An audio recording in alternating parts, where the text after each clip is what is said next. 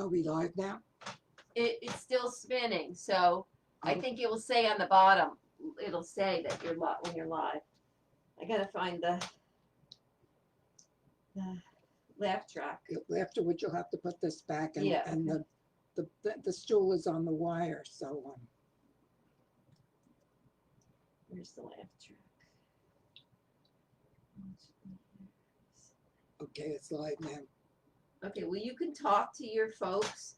You don't tell them we might have a delay because we're just working out some technical issues. I'm trying to find your laugh track. Okay, all right, I don't know if anybody's on yet. How come my picture's not bigger? You have to click on the square on the bottom. Which one, this one? Yeah, go up. No. Click on my face. See where my face is? Yeah. Okay, see that arrow in the corner? The two arrows? This? Click on that. Okay. So All you can right, I talk to guess your I'm on. audience. I don't know We have 5 minutes. if anybody else is on this early, but I'll wait. We have 5 minutes, so I'll wait until 5:30. So you could talk to your audience and maybe there's some things you need to remind them. Okay, well, I want to say hello to everybody, even though it's a few minutes early. And of course, last week we had trouble with the computer because it was freezing. And I hope that this time we don't have the same problem. So I'll just go over the things that I did last week. And again, I would appreciate the people who are on to give your comments, because I like to read those because they're always very interesting. So Now, do you want to let them know that you perform every week? well, for the people who are new, I perform every week, and hopefully, and of course, I'm home this weekend. In between, I'm getting my house, getting central air, so I've been staying at my daughter Ellen's house, which I'm going back to tonight. You don't want to tell them where you're going. Oh, what? You're staying here tonight. You No, don't. I'm not. You don't want to tell them that you're leaving your house. This is on the internet. Oh, okay. Oh, so I'm not leaving my house. No. Okay, mistake. Okay, didn't know what I was doing. That's what happens when you get old. Yeah. You have 3 minutes so you can talk to them about anything but jokes, because at 5:30 you're going to start with your jokes. Okay, my manager just told me that I can do anything but jokes because I have to wait until 5:30. So if there's anybody on who's on early, so tell me that you're on. And I don't see any comments yet, so I don't know if anybody else is here. Um, so again, like I say, I know the weather is nice outside, and many of you are probably at the beach or the pool or someplace enjoying yourself, and you're not watching this old lady telling jokes. But you can always watch it later on, today, tomorrow, next week, whenever, because I'll be still here, hopefully, if the computer still keeps on and not does freezing like it did last week. We have 2 minutes till showtime. Okay, my manager will tell me when to start. But you don't want to just sit in front of the computer just staring at the computer. I think you want to engage Well, the audience. I don't want to get tired using my voice too much, because I have to sing my 2 songs, and I don't want to get hoarse. So Yeah. I mean, you could talk to me, Uh-huh. and I could listen so they hear a voice. Yeah, I'm totally unprepared for being on the show today, so I don't really have much I can say, but I do promise the audience that you're in for some shocking things on today's comedy routine. Why is that? Because I'm reading it? Because No, there's some shocking surprises that are going to happen on today's comedy routine. Don't say it. No, I'm not saying. Yeah. Oh, I know what you mean. I know what you mean. You have a minute to go, and I'm just keeping an eye on the time. Now, where would the people would be talking, on the side here? Yes. I see. Right. So write a comment. Yes, well, that's Okay. for you to write a comment, Yeah, but I know, but I guess nobody's here to write a comment. no, but they will probably watch the show later and write their comments after you go, after you end the show. They'll watch it on tape. So you still have a minute to go. I'm watching the clock. And just a reminder, every Sunday at 5:30 here on Facebook Live, you'll get a live comedy show from a longtime veteran of vaudeville, Roz Charnas, a famous comedian. She's toured, Roxy LaRouche. Roxy LaRouche. She's toured all over the state of New Jersey and also performed outside the country and in New York. But because of coronavirus, she's doing it from the confines of her office. So we can now start. It's 5:30, so let's get the show on the road. Okay, everybody, whoever is listening, whoever is watching, I'm going to start now. And again, I'm Roxy LaRouche, and you forget how to pronounce it. It rhymes with douche. Now I'm going to sing my song because I have this big problem. I need a man. I'll catch one if I can. I'll go from club to club until I've cornered him. I am not shy. I'll find a guy who is a male who won't fail to excite me. Oh, tall or short, I'm looking for a sport who'll hold my hand. I'm looking because I'm desperate, because I need a man. I've lost my pride. I want to be a bride. There must be someone out there who would marry me. I'd wed in green, if that would mean a happy smile you would find at the altar. Oh, I don't know why they choose to pass me by. So here I sit, still looking, because I'm desperate, because I need a man. Oh, let me look around my office here because I don't know. Maybe someone's hiding here with the virus. I don't see too many men.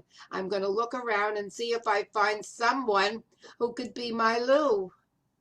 Oh my God, there he is. There he is. I found him. Oh, Lou, you're so suave. And I sure got to tell you, you look good to me. You look good to me. You got that special quality. Style is what I see. Gee, you look good to me. You're my cup of tea. My heart goes plop when I see thee. Oh, the agony. Gee, you look good to me. I'm tired of meeting the losers. They don't have your class. And most of them are just bruisers. So I just let them piss. Oh, Lou, I guarantee I turn you on. Just wait and see. The future can be heavenly. Gee, you look good to me. And when you're with me, I'll leave you limp with ecstasy. Need you, can't you see? Gee, you look good to me. Your presence, Lou, makes me woozy. There's much we can share. I'll have you know I'm no floozy. We'd make a striking pair. So, quite truthfully, I'm looking for some harmony. 'Cause I know you were meant for me. Gee, you look good to me. So when are we going to get together? Never, never, never. Oh, I can't believe he's so crazy about me. Oh, let's see. I see Molly is here. Hi, Molly. Okay, now my first joke is about this 75-year-old lady who comes to the doctor. And she says, Doctor, she says, I want you to prescribe some birth control pills. So he goes, Mrs. Schwartz, you're 75 years old. What do you need birth control pills? She says, well, she says, when my granddaughter comes down for coffee, I want to put it in her coffee, and then I'm able to sleep at night. Okay, now the couple of men are in the clubhouse and they're playing poker. And Mr. Schwartz, I like the name Schwartz all of a sudden, and Mr. Schwartz loses $5,000. So the guys go, oh my God, what are we going to do? We have to go home and tell his wife that he passed out. So the guy says, look, Bobby, you go there and you have to be very tactful when you tell Mrs. Schwartz that her husband died. So go there and just be careful. So he goes to Mrs. Schwartz's house and he rings the bell and Mrs. Schwartz comes to the door and she says, yes. So he says, I'm Bobby, your husband's friend, and I want to tell you that your husband just lost $5,000 in a poker game. She goes, they tell him to drop dead. He says, okay, I will.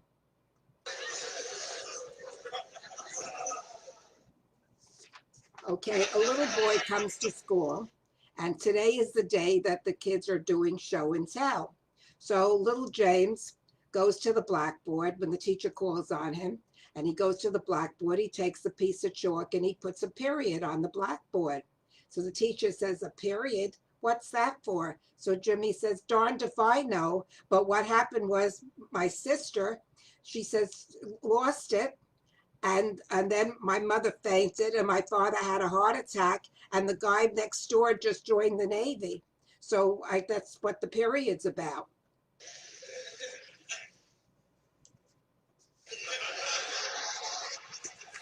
Okay, Marvin was in the hospital on his deathbed, and the family called Marvin's preacher to give him be with him with his final moments. Anyway, Marvin says, gives the priest, says, I want a pencil and paper.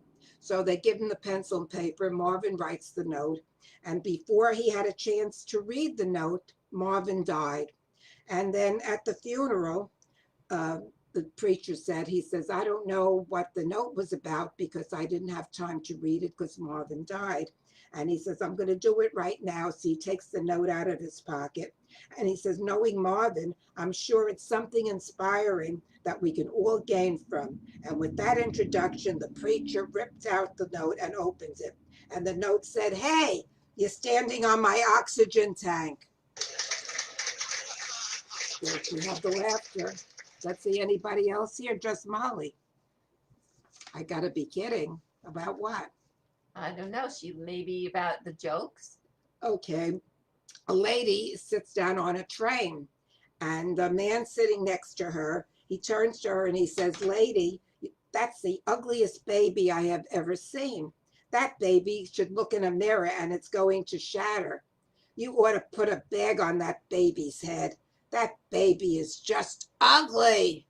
So the woman, horrified, she stands up and shouts for the conductor. Conductor, conductor, that man just insulted me. Oh, I'm so sorry, ma'am, the conductor replies. What he did was totally unacceptable on the train. I will deal with him later. But for now, please come with me. We'll give you a nice seat in the first class carriage. And a banana for your monkey. Okay, keep laughing. The man told his doctor that he wasn't able to do all the things around the house that he used to do. And when the examination was complete, he said, now, doc, I can take it. Tell me in plain English, what's wrong with me? Well, in plain English, the doctor said, you're just lazy. Okay, said the man. Now give me the medical terms so I can tell my wife. Laughter. Coming. It's slow today. Okay, a little late. All right, a mother is in the kitchen making dinner for her family. And when her daughter walks in, she says, Mother, where do babies come from? And the mother thinks for a few seconds and says, well, dear, Mommy and Daddy fell in love and got married. And one night they go into the bedroom, they kiss and they hug and they make love. The daughter looks puzzled, so the mother continues. That means the daddy puts the thing in mommy's thing, and that's how you get a baby, honey. The child seems to comprehend. Oh, I see, but the other night when I came into your room, you had daddy Daddy's thing in your mouth. What do you get when you do that? Jewelry, dear, jewelry.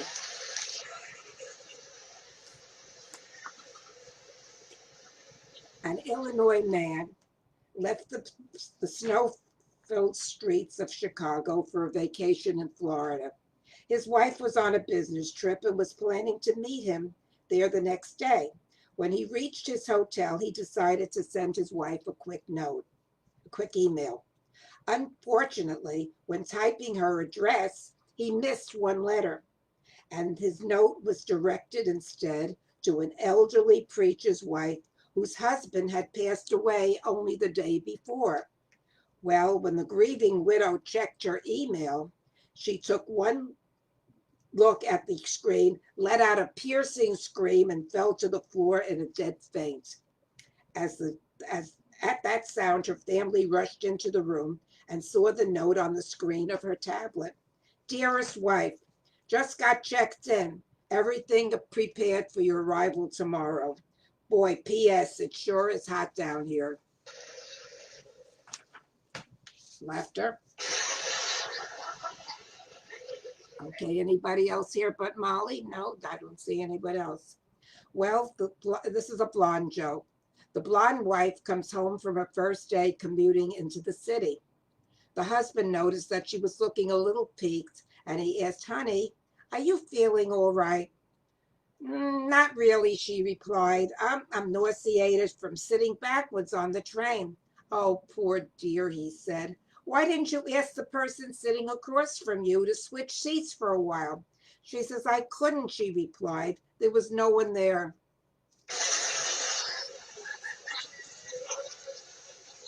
Another blonde joke. A blonde woman came in for a routine physical at the doctor's office. There you go, said the nurse as she handed her a urine cup. The bathroom is over there on your left, and the doctor will see you in a few minutes. A few minutes later, the lady comes out of the bathroom. She hands an empty container back to the nurse, and with a relieved look on her face, she says, Oh, thank you, but they had a toilet in there, so I didn't need this after all. I went to see a movie the other night. It's another blonde joke. There's a lot of blonde jokes. I sat in an aisle seat, as I usually do, because it feels a little roomier.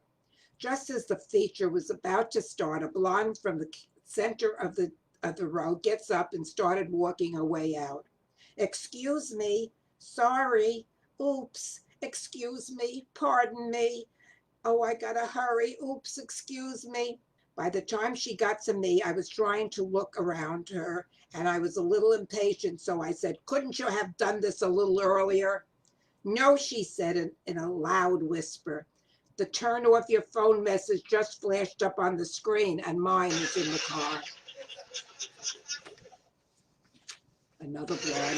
Another blonde named Carolyn.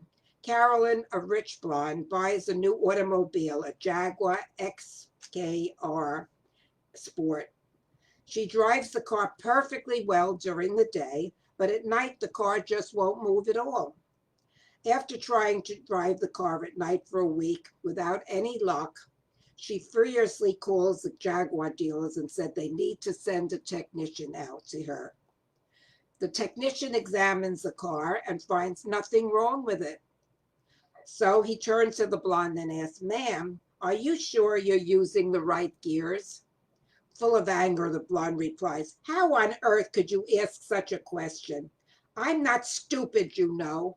Of course I'm using the right gears. I use D during the day and N at night.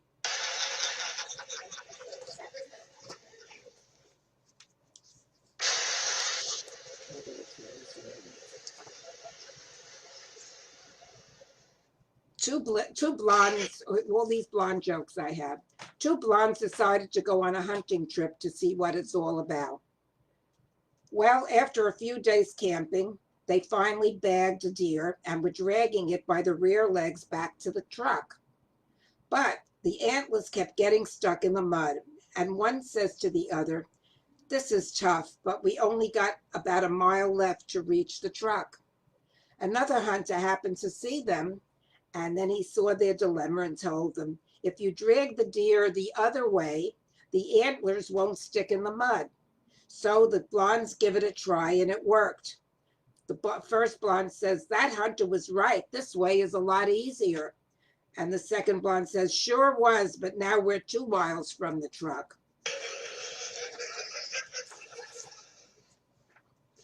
A blonde woman was sick and tired of all the unfair jokes about blondes. One evening she went home and memorized all the state capitals. Back in the office the next day, some guy started telling a dumb blonde joke, and she interrupted him with a shrill announcement. I've had it up to here with these blonde jokes. I want you to know that this blonde went home last night and did something probably none of you could do. I memorized all the state capitals. One of the guys, of course, said, I don't believe you. What's the capital of Texas? She answered. Laughter. Yes, but it's 5:45, so I don't All right. know if you want to end the show. We'll do one more and then we'll end for today. An Italian guy is out picking up women in Rome. And while at his favorite bar, he manages to attract one rather attractive looking blonde. So they're back at his place, and sure enough, they go at it. And after they're done, the Italian sits back pleased. And then he rolls over, lights up a cigarette, and asks her, so, you finish? After a slight pause, she replies, no. Well, surprised but pleasingly, he puts out his cigarette, he rolls back on top of her, and he has his way with her again, this time lasting even longer than the first. Again, he rolls over, lights a cigarette, and asks, so, you finish? And again, after a short pause, she simply says, no. Stunned, but still acting reflexively on his macho pride, he once again puts out the cigarette and mounts his companion. This time, with all his strength that he could muster up, he barely manages to end the task, and he does. And after quite some time and energy is spent, barely able to roll over, he reaches for his cigarette. He lights it up again, and then he asks tiredly, so please, are you finished? No, no, I'm Swedish, says the blonde. Okay, that's it for today, and thank God the computer didn't freeze. And I don't know if anyone but Molly watched today. So, Molly, how are you doing? Are you still there? No answer. Maybe Molly's quit. Well, she can always respond after you end the live video. That's right. So And I hope that anybody who watches it at another time puts their comments down so I could see it. Okay, we'll set up for next week. Bye-bye, everybody. Hope you enjoyed it. And excuse me for reading it, but my head isn't that big that I can memorize everything. Thank you.